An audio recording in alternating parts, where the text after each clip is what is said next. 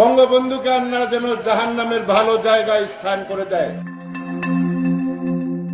কথায় আছে অতিভক্তি চোরের লক্ষণ।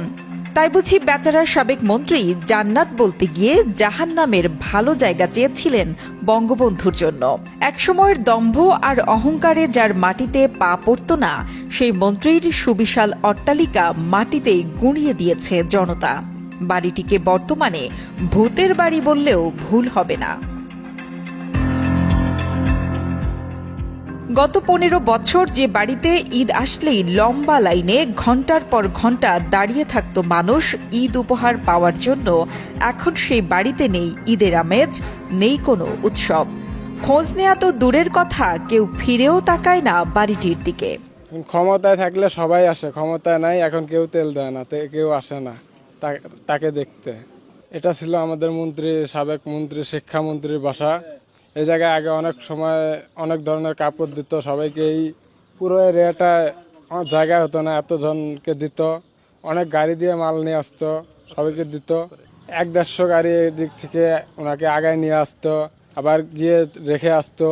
উনি আবার ওই পাশ থেকে চিলমারিতে যেত, রংপুরে যেত, ওই দিক থেকে আবার দিত, দিয়ে আবার আসতো। এইদিকে ওনার মন্ত্রীর চাতাল আছে, ওই পাশে একটা নরনপাড়ার চাতাল আছে, ওনার ওইদিকেও দিত।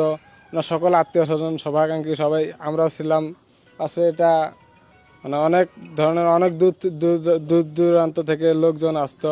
একসময় ঈদ সহ বিভিন্ন উৎসবের আগে সাবেক প্রাথমিক ও গণশিক্ষা প্রতিমন্ত্রী জাকির হোসেইনের বাসভবনের সামনে লেগে থাকত উপচে পড়া ভিড়। নেতাকর্মী, শুভাকাঙ্ক্ষী ও সাধারণ মানুষের আনাগোনায় মুখরিত থাকত পুরো এলাকা।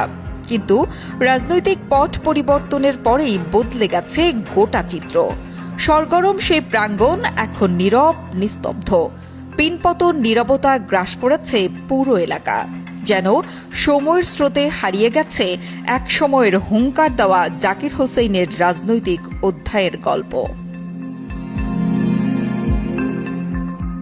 স্থানীয়রা বলছেন, জাকির হোসেইন ঢাকা থেকে গ্রামের বাড়িতে ফিরলে ঈদের 9 দিন আগ থেকে উৎসবের আমেজ লেগে থাকলেও এবার গ্রামের রৌমারী উপজেলার পাশের এই বাড়িটি যেন একেবারেই পরিত্যক্ত। ঈদের 1 মাস আগে থেকে মানুষ বাসার মধ্যে আসি, কাপড় চোপড় টাকা পয়সা মানুষকে দিচ্ছে, সবসময় দিচ্ছে। উনি মানুষকে সবসময় দিচ্ছে। ঈদের পরে 2-3 দিন পরে থেকেও মানুষ মানে সবসময় কাপড় লঙ্গি নিয়ে গেছে, টাকা নিয়ে গেছে মানুষ।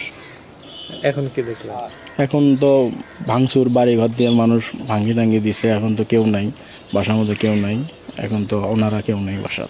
উনি যখন ক্ষমতা ছিল, নেতা কর্মীদের মানুষ সব পাড়াবর্তী আত্মীয় স্বজনের সব এই বাড়িতে আসছিল। এখন উনি ক্ষমতার নেই, এই বাড়িতে আর কেউ আসে না। 5 আগস্ট ছাত্র জনতার এক ঐতিহাসিক গণ অভ্যুত্থানে শেখ হাসিনার সরকারের পতনের পর 24 অক্টোবর রাজধানীর মোহাম্মদপুর এলাকা থেকে জাকির হোসেইনকে এবং 5 ফেব্রুয়ারি দুপুরে রাজধানীর দক্ষিণ বনশ্রী এলাকা থেকে জাকির হোসেইনের একমাত্র ছেলে সাফায়েত বিন জাকিরকে গ্রেপ্তার করে পুলিশ। বর্তমানে জেল হাজতে রয়েছেন তারা। জানা গেছে, কুড়িগ্রাম 4 আসনে 2008 সালে আওয়ামী লীগের মনোনয়ন পেয়ে প্রথমবারের মতো সংসদ সদস্য নির্বাচিত হন জাকির হোসেইন। এরপর আর পেছনে ফিরে তাকাতে হয়নি তাকে। 2018 সালের 30 ডিসেম্বর একাদশ জাতীয় সংসদ নির্বাচনে কুড়িগ্রাম 4 আসন থেকে দ্বিতীয়বার সংসদ সদস্য নির্বাচিত হন।